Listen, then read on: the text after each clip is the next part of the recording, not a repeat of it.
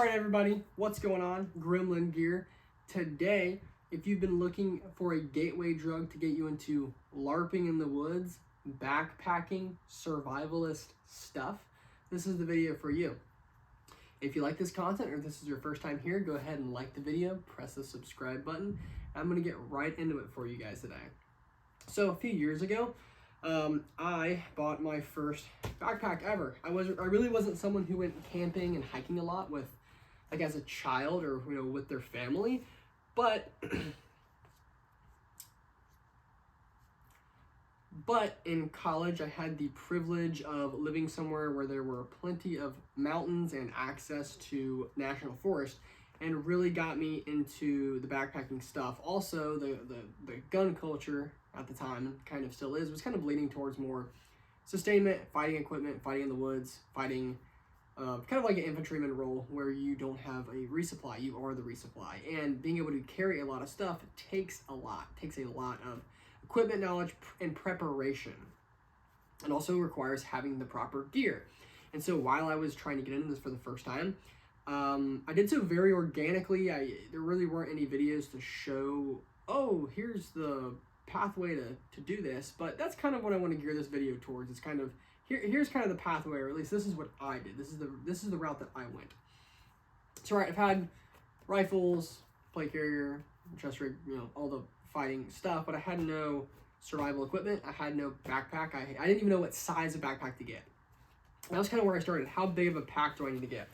Well, it turns out pretty big. And if you get a pack that's a little bit larger, you are going to have a lot less problems to worry about. Or if you get a bag that is smaller, you are going to have to worry about not being able to fit enough stuff in it. So my recommendation to you is to get a larger pack to begin with. Now, that being said, one of the largest packs you can get is an Army or a Marine Corps rucksack. This is a U.S. Army ruck. It is about an 80-85 liter pack, and you can find these things everywhere. Like, they're all over eBay, they're all over surplus stores. You can find them in the UCP camouflage.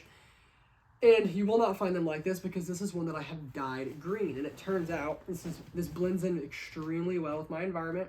It's non-reflective, it's camouflage, it blends in with the foliage very well. All seasons, even wintertime, blends in very, very well. So I did that as a part of just kind of not being an eyesore, because UCP is horrible to look at, but you don't necessarily have to do it. The important thing is you get a large pack that is cheap. These things on eBay are only about 50 bucks. So, you know, if you go all in for a surplus, you know, loadout with like a chest rig and a sustainment backpack, and this is an assault style backpack, it's a sustainment, it's a rucksack, you know, you might only be spending like $100. It is super cheap. It should come with the bag, the frames and the shoulder straps, although you can get all those parts separately. And these frames are kind of cool. You can do a lot with them. You can see the kind of flexes whenever you have them all loaded down.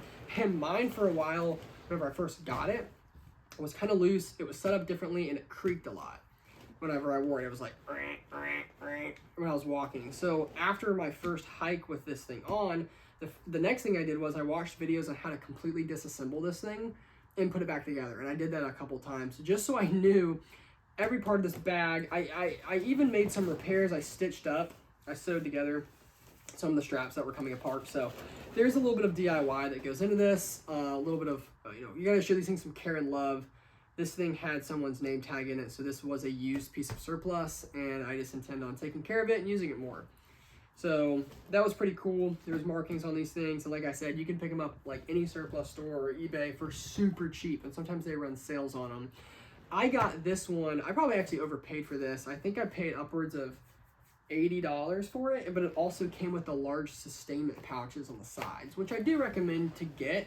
However, if you can't get a hold of them, I wouldn't sweat it, because as you can see, I've been doing this for a while and I don't even run the sustainment pouches. They say to run like your MREs in there, and the only thing that I could see it really useful for is kind of replacing this. This is kind of just like a better version of the sustainment pouch. It's actually a off-brand. It's not surplus. It's a Camelback pouch. So it holds a 2-liter water bladder or 1.5-liter water bladder. But you could use a sustainment pouch in place of here. And as you'll learn with this pack, the cool thing is about having either MOLLE pouches on the sides, something like a sustainment bag or like a quick bag to access is just that, is having some quick access pouches, because the biggest drawback to this pack is you can't access anything very quickly. It holds everything extremely well. It's very durable. It's a heavy duty pack. It can hold a lot of weight.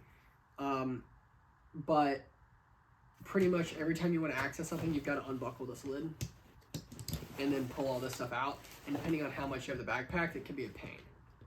But pretty much what I want to go into in this video are some details like that, and also how I keep this pack built out. So if you've never seen this pack before, it's not just a huge compartment, although you can turn it into that. It's not just like a huge gaping abyss. The cool thing is about the Army Ruck is it actually has a divider that splits it down the middle and creates a shelf for all your gear on top. So you can do, well, there's really one right way to do it. And I didn't know if this was the right way, after doing it for a while and kind of knowing a little bit more. I know this is the right way to do it. Comment below if you hate me and you think I'm wrong. But essentially, you want to use this bottom portion. So I haven't even shown this yet, but there's a bottom section that you unbuckle here and you unzip.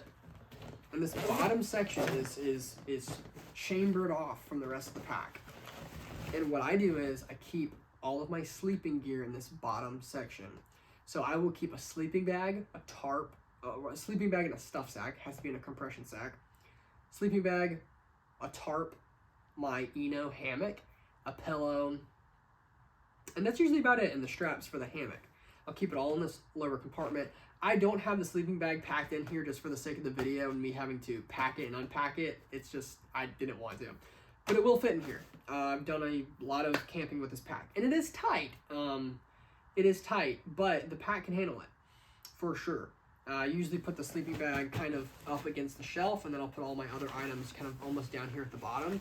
And you can, in fact, put a waterproof bag in with it all. I will have to say, though, it can get very tricky to do the sleeping bag with everything in the waterproof bag. If I was going to use it, I'd probably just I'd try to get the sleeping bag in it, and I'd try to get the hammock in it, and that'd be it. But then besides that, there's not a whole lot more space back down here. I don't really know if you could fit a bivvy.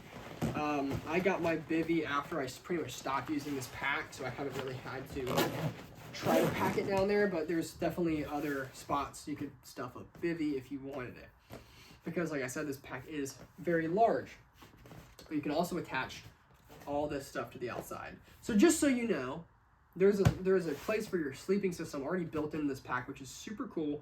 If you don't have a sleeping system figured out, get it figured out. I totally recommend hammock camping if you are in the East and you have trees everywhere. It is very lightweight, it is very comfortable, it's very cheap and easy. You can get Eno kits with the hammock and the straps for like $60, I think.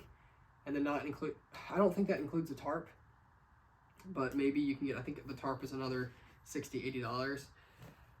That being said, the other thing that you will want to do with this pack, especially the outside, kind of a downside with this pack, there's no way to carry water bottles. So most backpacks that you'll buy from stores, like an Osprey or Mystery Ranch, Deuter, they're gonna have places to carry water bottles, like on the side pockets, and pretty much all you're gonna do is recreate that with canteen pouches. So I just keep one on this side, and I normally have another on this side. This backpack kind of decommissioned for me, so it's not my main pack, so I don't have a pouch on this side, but it's around somewhere. I'll carry 2 canteens on the side, so for 2 quarts of water. Why is that? That's my first 2 quarts of water on the pack, but they're easy access, okay? So if I need to resupply my chest rig, or if I just have this on and I want to pull a bottle out, I'm not having to fight and get into my pack for water. That's not fun. I see a lot of guys run some of these packs. Don't get these confused with Alice packs. I think Alice packs, you can actually add a whole lot more stuff on the outside. This pack, I'm not saying you can't, but I know for sure whenever you start taking stuff out, it all starts falling apart if you have a bunch of stuff MOLLE to the outside. You could for sure put a pouch here. There are 3 rows. This would kind of be like the front of a chest rig. You could put something here. You really don't want to block this off though. The sides are really designed around a sustainment pouch. See, there's not really MOLLE webbing on the sides, like here. And then this is like Alice webbing. So you could put some larger pouches down here, but really this is just where I put the water. I think that's the easiest thing. I tried for a long time to put like 2-quart canteens on the sides. Didn't like it. I like my 1-quart, it's better. I like getting to those more. Although you could put a 2-quart here and a 1-quart on the other side, you know, maybe that'll work for you, but I didn't really like it. They didn't stay very tight to the bag, unless you know of some other 2-quart canteen pouch that I'm unaware of that's not surplus. And I know you'll see some guys who just really deck this stuff out with all this junk on the outside. And I would argue you don't really need all that stuff. I wouldn't worry about accessorizing the bag until you get this thing completely stuffed full from bottom to top. So let's get into the pack. I do want to make this a shorter video for you guys just so you can know what you need to get, go out and start getting it, and get in the woods instead of sitting on your computer watching me. So on the inside of the pack, if you don't know how to pack a bag, I'm not saying I do it perfectly, but I've done this enough to know what is comfortable, what is comfortable for me, and what works. So, like I said, I haven't learned this from anywhere except for just my own anecdotal experience, but I'm going to show you. I'm going to teach you my ways. So, how I always carry my equipment, I carry the heavy items center and try to be the close to the center of my bag as possible. So those heavy items are going to be 2 things, simple and clear. It's going to be your water and your food. Your sleep system is heavy, but it's bulky. Pretty much everyone rocks a sleeping system towards the bottom of their pack. So that's why this is perfect for a sleep system. But your food and your water are going to be your heaviest items, especially your water. So what do? Demonstrating, I can throw a Camelback in here. And yeah, this doesn't have a Camelback pouch, but if you have this thing packed out right, you can just kind of set it here in the back standing up or even laying down. You know, you'd have to set stuff on top of it really if you wanted to maximize the weight efficiency. You'd put the Camelback down and put all your stuff on top of it, and then pull the straw out the side, and it would work perfectly fine like that. And that's just kind of like a built-in feature. Like you can just take a Camelback and set it in your pack. Like, don't forget that you can do that. You don't need like a hanger.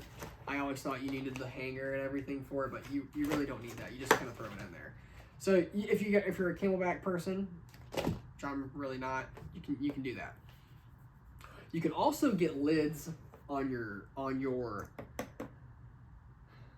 canteens that have straws on them that run out, and that's what I would recommend doing. You can get them off Amazon. They have like straws that go into the canteens, and it's just like this, but it's a canteen straw. And this is what I would do. So my goal is to have 6 to 8 quarts of water on my backpack that I could possibly carry. That's a lot of water. It's a lot of weight. It's not the most weight, but it starts getting heavy, especially if you start going uphill for climbing in the mountains. So I have 2 2-quart canteens sitting here against the back of my pack. And then I have my food right in here, and I'll usually kind of have it standing up along with my water. So my water is heaviest, closest on my back. Food, heavier, still center, slightly out from my back. But like I said, so you've got 2 canteens in here, 4 quarts of water.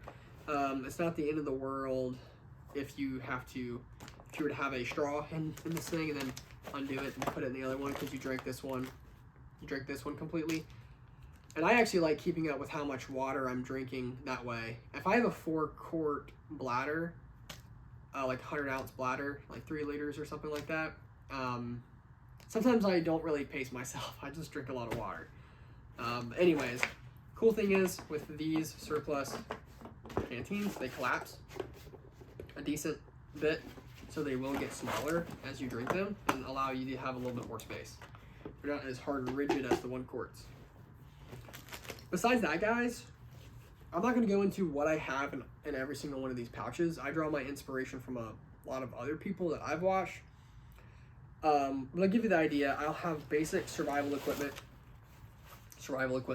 fire starting stuff, signaling equipment, food, extra water purification, cooking supplies in here. I draw this bag. I would just give my source the Grunt perspective. Go to his YouTube channel, watch his videos on how to pack individual bags for packs like this. So you notice I open up my backpack and I don't just have a bunch of loose items everywhere. That'll get you screwed up real nice. Pack everything in smaller bags. If you have fanny packs laying around the house that you don't like, use them for this. Because you can buckle this onto yourself and walk around with it and then take stuff out that you need as you need it and use it. It's very nice. This is a hygiene bag, so I'll have like sanitary items, wipes, toilet paper, my toothbrush, even a poop shovel. All right, the shovel never touches poop, but sometimes I don't keep it in this bag. Sometimes I keep it out because if it does get dirty, I don't want it dirtying up everything else. But I know it says first aid. I know this is my hygiene bag. It's my hygiene bag. Moving on. Food, water we already went through, and medical equipment. So, IFAK. You can customize that however you want. I also have my individual first aid kits that I'll pack myself, like my own personal boo-boo kits. I can always just throw one in here. I'd actually probably put it in this top lid. So, last feature of the backpack is the lid. I'll be honest with you guys. The lid sucks. The lid sucks. If I could modify this backpack, it would be to get a better lid. Or guys, don't use the lid and just put something like this on here and stuff this with all your quick access items, because the lid sucks that much. I don't even understand why it's designed this way. Comment if you do. I have no idea. You can stuff your rain layers in here, which can be nice because this just kind of expands and doesn't affect anything on the pack. But the problem is with this, if you have small items in here, and because this is Velcroed, if you don't Velcro this thing shut and you start walking, just all your stuff's gonna fall out. I've had it happen before. So, but this is just an example. Bigger item. You might hear this if it hits the ground. This is a tarp, or it's a poncho, really. Poncho tarp. Quick access item, okay? You can technically access the lid without unbuckling everything. You can unvelcro it and then reach up in here and pull stuff out, right? Hopefully you Velcro it back so everything doesn't fall out. This is a cheap Amazon, I'll actually get it out. Cheap Amazon rain cover in Woodland. And this thing actually will, I think this will cover this pack. Yeah, I mean, it's a good stretch. But it will cover this pack. I've done it before. You guys, I promise it will. Yeah. And this is a, I don't know, maybe I'll link to this one. But it's not, as you can see, it's not a super big one. It's really stretched out whenever it covers it, but it will cover this pack. Yeah, rain covers, just get cheap Chinese ones. I don't know what to say about it. It's kind of hard to, I've looked so hard to get like a durable, like tactical rain cover, maybe something that's like night vision, NIR compliant. It's such a headache. Just buy the crap off Amazon and it's fine. Enough said.